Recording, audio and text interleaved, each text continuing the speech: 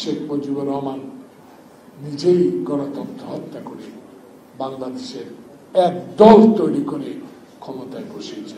তুমি এমন এক ব্যক্তির হাতে ক্ষমতাটা ছেড়ে দাও যে ব্যক্তি ক্ষমতার মর্ম বুঝবে, যে ব্যক্তি মানুষের যুদ্ধের কথা মনে রেখে দেশ স্বাধীন করবে, যে পাকিস্তান 22 পরিবারের বিরুদ্ধে লড়াই করে আমরা দেশ স্বাধীন করেছি, এমন ব্যক্তি যারা বুঝবে আমাদের স্বাধীনতার আন্দোলনে।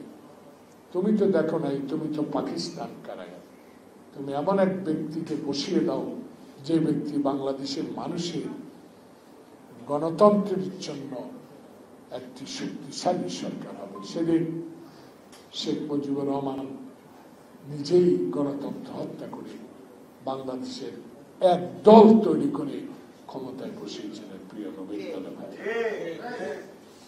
আমি স্পষ্ট ভাষায় শেখ মুজিবের অবদান আমি অস্বীকার করি না,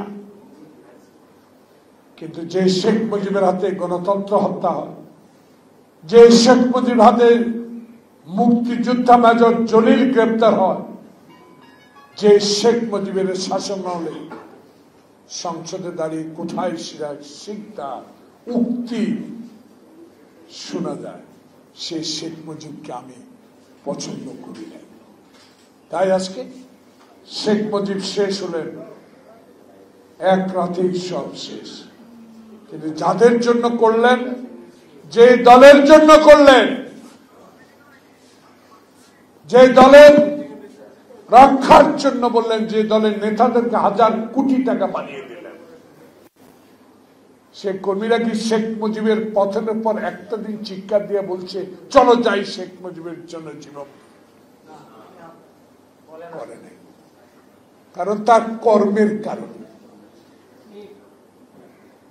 তার দেশ পরিচালনায় ব্যর্থতার কারণে।